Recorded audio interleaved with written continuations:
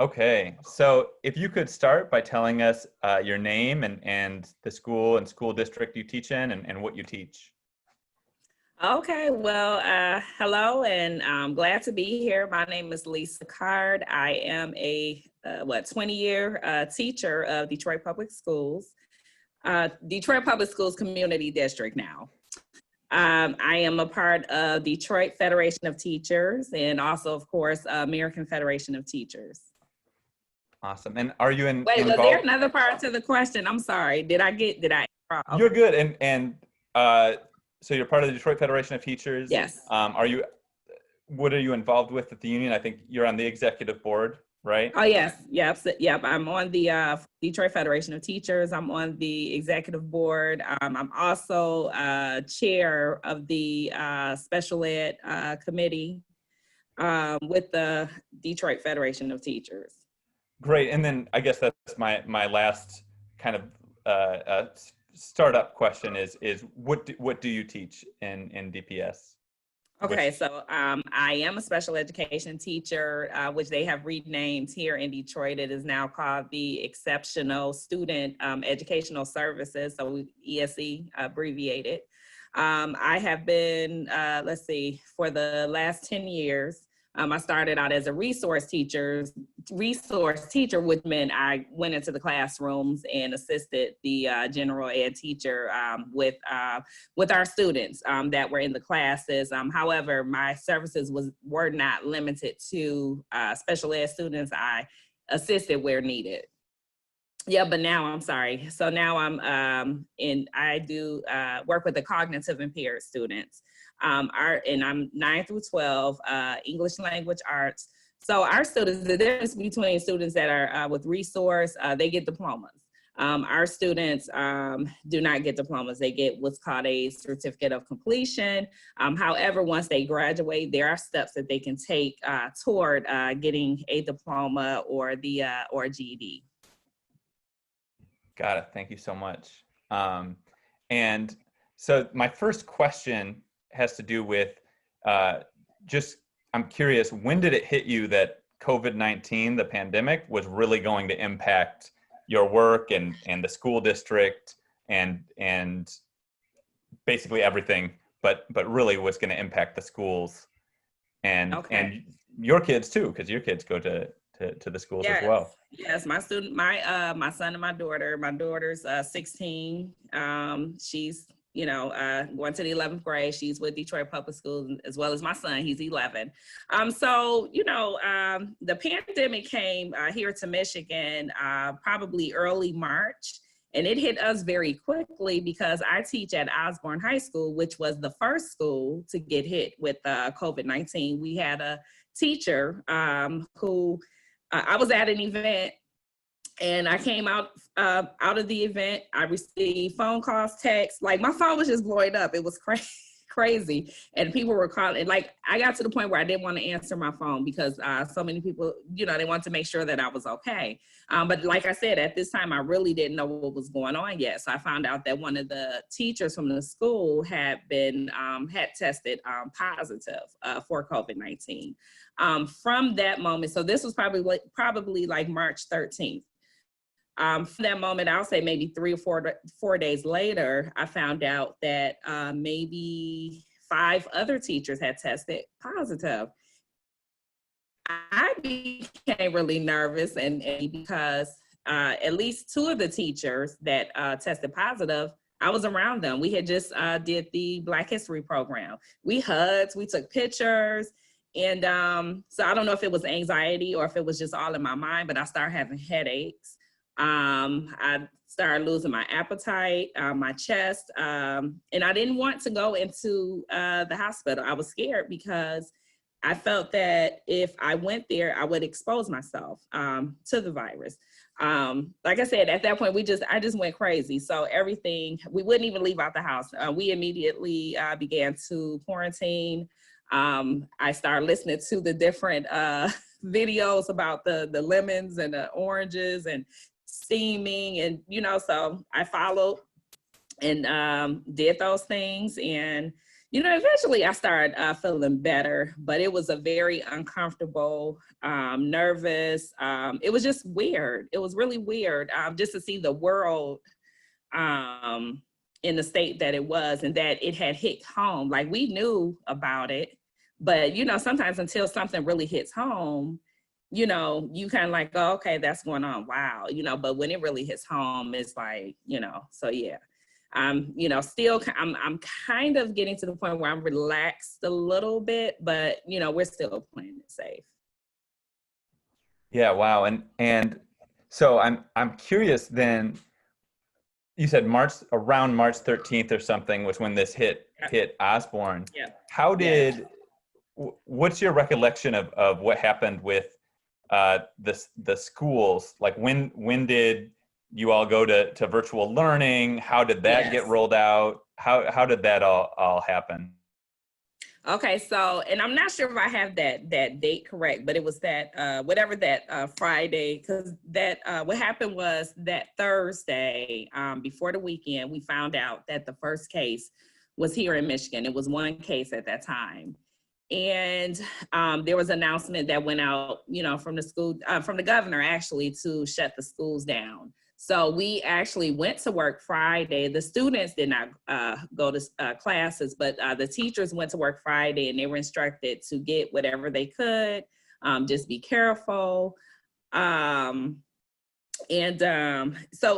just to be careful, get what you need. We could only stay till 12 o'clock, and they wanted us to hurry up and leave. But it was like that Thursday, we had to hurry up and evacuate. But like I said, Friday, we were allowed to go back into the schools and get what we need. But it was like a few of us teachers, like, we kind of sat around and, while we were working on paperwork, and, we worked together, so Friday was the day, like I said, that I had went to the event, because again, when we found out that first case was here, I'm thinking, this may sound silly, but I'm thinking like, okay, well, maybe out by the airport, you're not thinking it's going to be so close to where you are. And the first person that had it, actually, he had not been out of town anywhere. We thought he had been out of town, but he had not been out of town. So I don't know if he just maybe have come in contact with someone. So I think the case was here before. It had to be here before March, where you look at the different situations that's happened, during that time. And so that's so interesting then. So there was kind of like this day where kids could come in, get whatever, and then when was it that you learned it was going to be virtual learning for the rest of the year?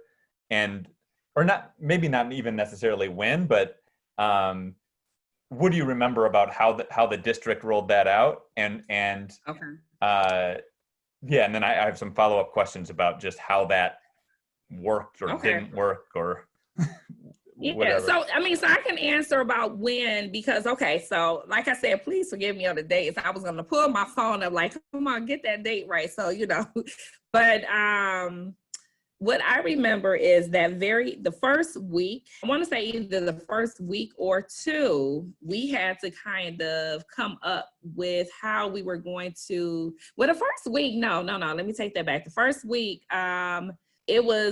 things were just kind of up in the air, because I believe it was like the second week we had to decide, okay, we have to reach out to our students. We have to do wellness checks. And I believe that was around the time that Governor Whitmer announced that this was going to be enrichment, and that the kids were not going to be, you can't fail the kids. Not the only way you could fail them if they were already on track, to failing, if that makes sense. If they were already failing, but if they were already in good standing and they were already doing good, then this was supposed to provide enrichment. And one of the things I remember a lot of us thinking about, like, wow, that's kind of, that message right there may send a wrong message somewhat to a lot of kids, which I believe it did. Because it made them think, like, even with my own daughter, she's 16, I had to let her know, I don't care if it is enrichment, you're going to participate with whatever your teacher is doing. I don't care if she's calling to say hello and she wants you to recite something, then you will do it, because I needed them to have that interaction. So yeah, so the first week, it was just, kind of a reality check and trying to just wait to see, what would be next. That second week was when we had to utilize what we have. So some people were using like Google Classrooms. I believe that some of the teachers were already using, I think it's called Edgenuity. So whatever they were doing, because a lot of the schools were already doing online programs. The elementary schools were already using like Class Dojo for communication purposes. So at that point, and Zoom, they started out using Zoom, but for whatever reason, Zoom had some issues, some security issues where probably by the third week, we started using Microsoft Teams because it was more so internal, and they were able to control like the hackers and stuff like that. And I think that's where Zoom really started pushing for people to use passwords. Yeah. Got it. And did you run into issues with students that were just hard to reach, or that I know you talked about the wellness checks, and yes, I'm sure your colleagues in terms of their online classrooms, however that worked via Teams or whatever they were using. yes. Did you all run into issues with that, and just how did that play out for the last couple months?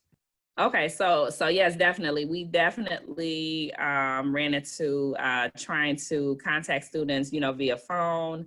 The attendance agents, because they didn't receive assignment initially either, they were actually a little bit behind us.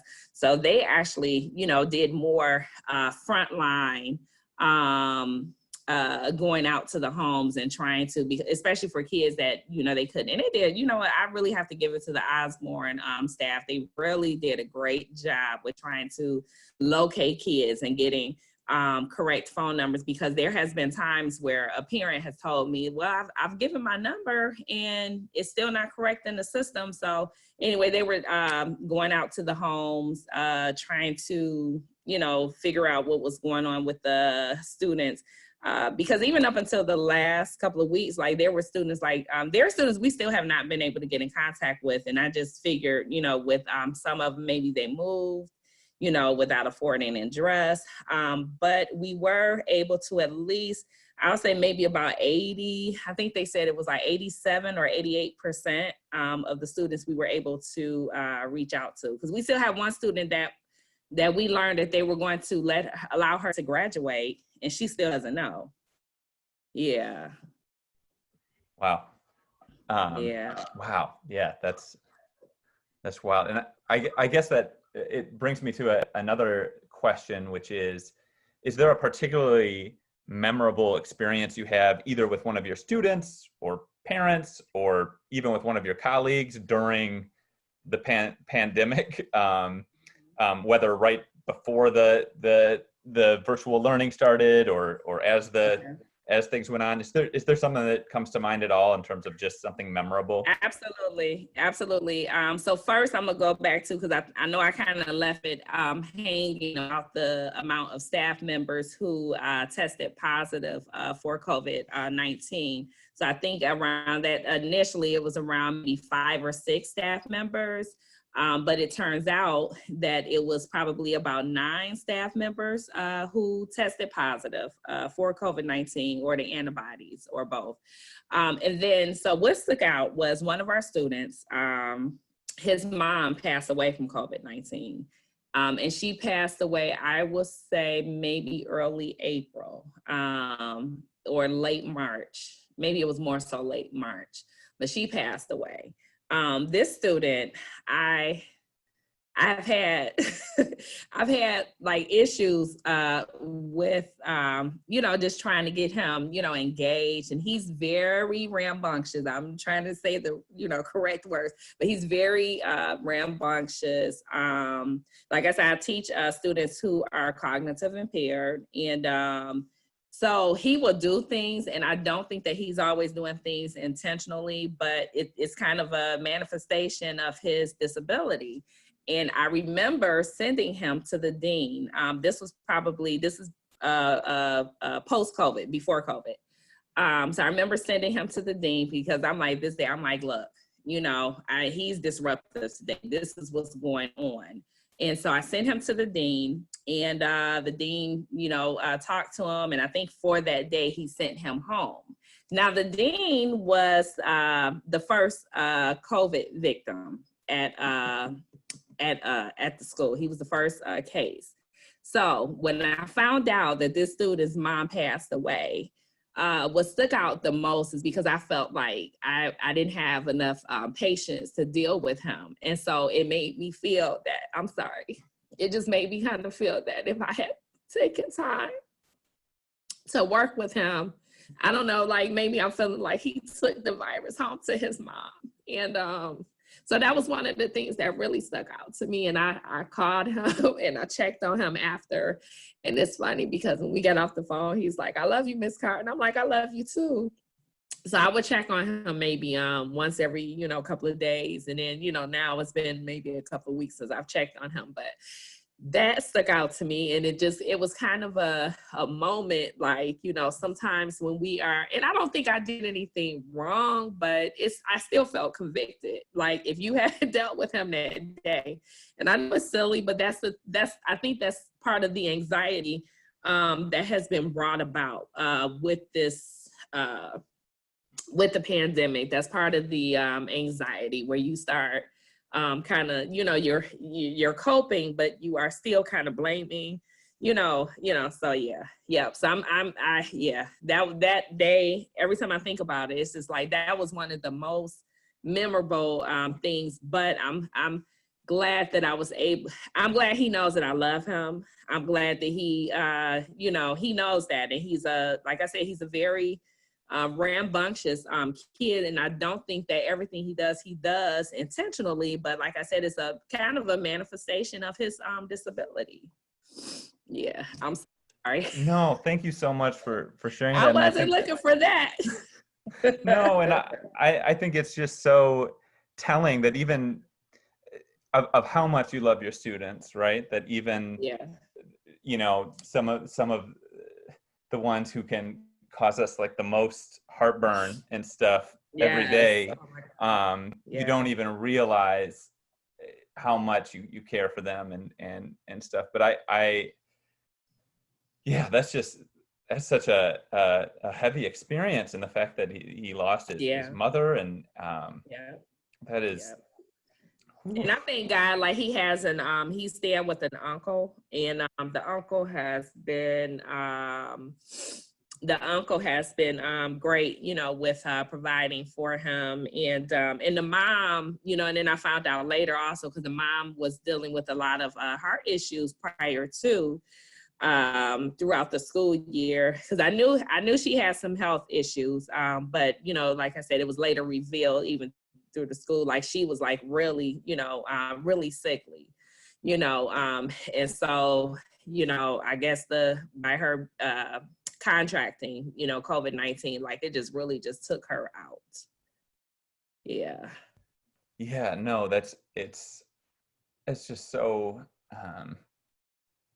it's just horrible. I don't know. I saw it like in I think it was March, I think, when a staff member at Paul Robeson Malcolm X passed away from it, and I saw Dee had just a tweet about how many people were seriously ill in the district, and it just seems like it's just such a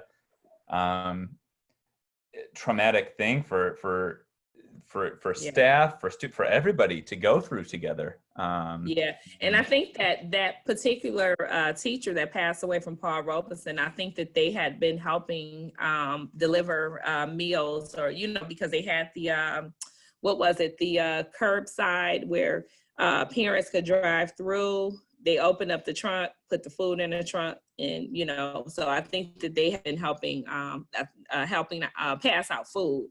But again, I don't know if that's how they contracted it, it just seems like it had to have been here, you know, earlier, just the way that it came in and just, you know, it really like attacked people. The very first, one of the first deaths here, even prior to that, or right, no, it was right after the parent passed away, was a high school friend of mine. And all I know is that her brother had put out prayers for her, and maybe like 2 days later, she passed away. And then I want to say my neighbor, her husband, he passed away like 2 days after my friend. And I mean, it was just then Isaac Robinson, he's one of the state representatives, he passed away. And I'm just like, oh my God. I mean, I'm telling you, it was hard, like, to go to the grocery stores. I made my kids stay home. You know, we had, like, only way I would let them go out is if we were riding together, you know, and there were a few times that they had to go in the store with me, but they couldn't touch anything. I have on my gloves, I'm touching everything. And then they got the hand sanitizer ready. My daughter, she was ready to go in my pocket to get my debit card. But once she put it in the machine and I pressed the numbers, then my son had to be with the spray hand sanitizer to clean off the debit card. You know, we were that, you know, that careful. Even with bringing the groceries in, we literally cleaned every grocery that we brought in the house. We disrobed at the door. So there's 2 bathrooms upstairs. So they disrobed, threw their stuff in the laundry room. My daughter went in my bathroom, my son went in the hallway bathroom, you know, and I waited till they were finished. And I mean, you know, it was a process. Like, I mean, I'm like, God, this is crazy. Like, all the grocery store visits, it's like, it's almost like a 4-hour process, you know? So it's like, okay, I'll wait. Yeah, no, we did the same thing with the, like, every single package we were you know, Yes. cleaning and everything. And yeah, we've gotten, I think, a little more lax on that part of it now, but yeah, it was, especially at the beginning, it was really just Yes, it was. jarring. Yeah. So I guess I only have one question, and it has to do with what we were talking about a little bit before we started recording, which is the fall, the Okay. reopening.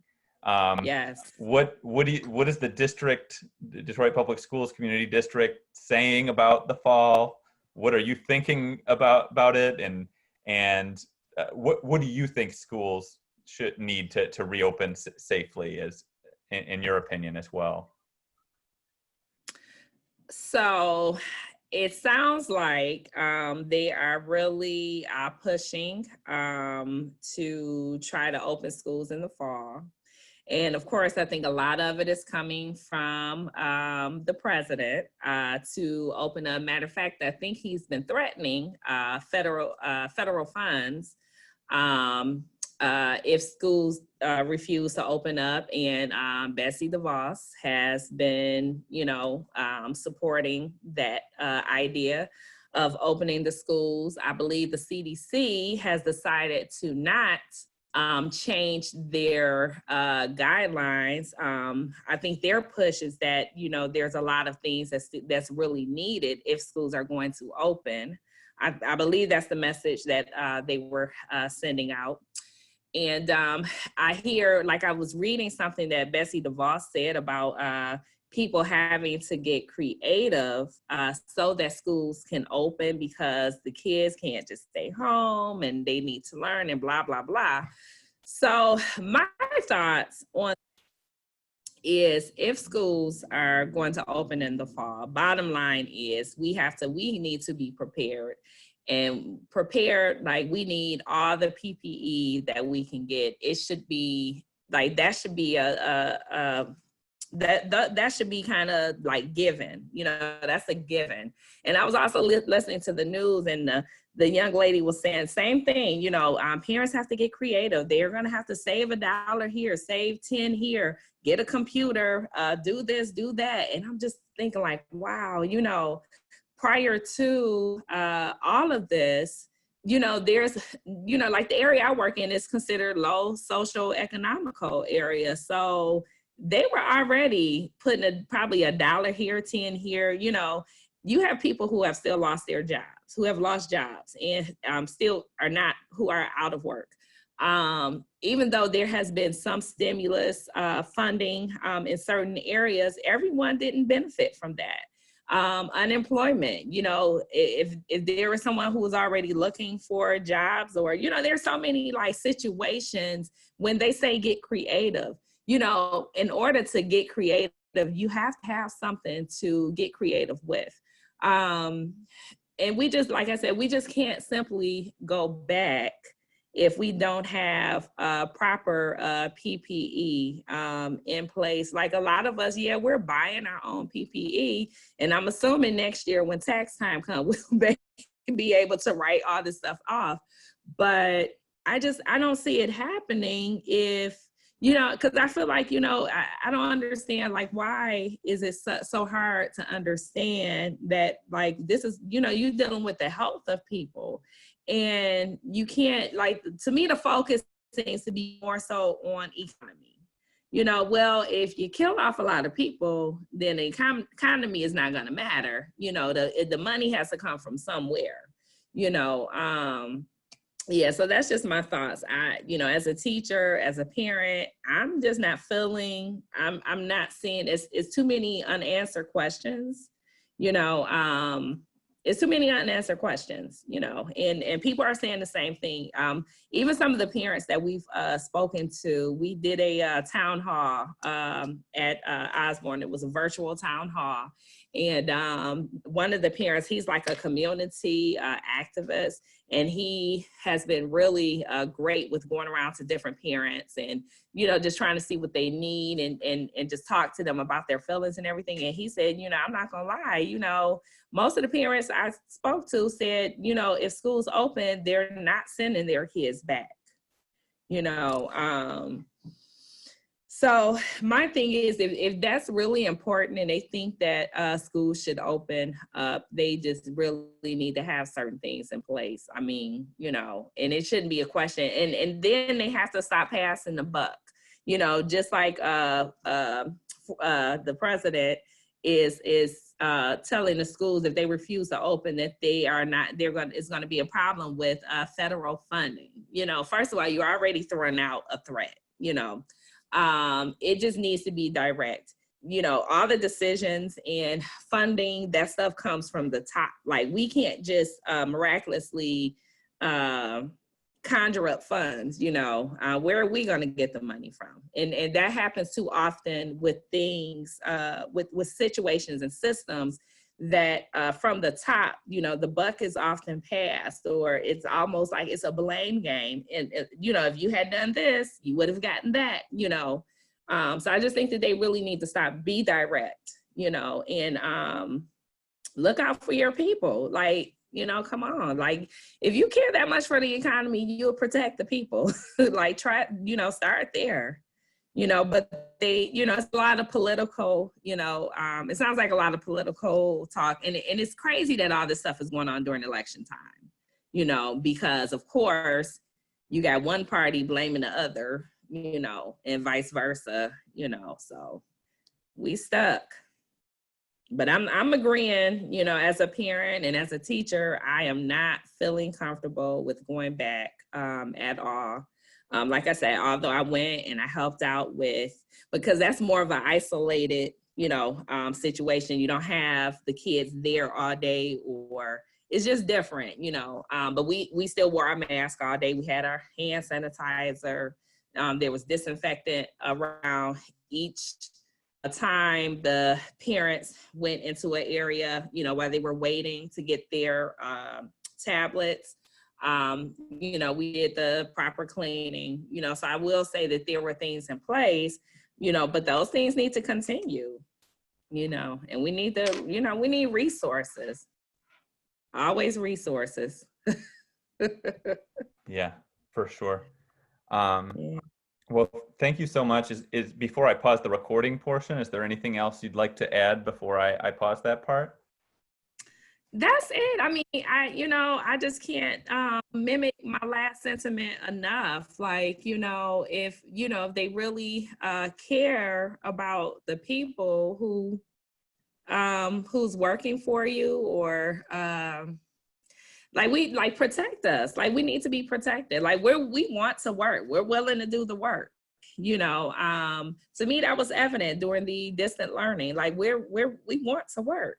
There was times I sat in the classroom and I had to ring my kids. So hello, come on in, and some of them would respond. But there was one day in particular, I sat there and my 12th graders, I had no one, and the next day that I met with them, I asked them what's going on. And, they were like, well, we went to the senior meeting, we had a senior meeting online, so they decided, oh, we're not going to class today, so it's like, we want to work. We want to work. We just want to work safely, so that would be it. I mean, provide, what's necessary.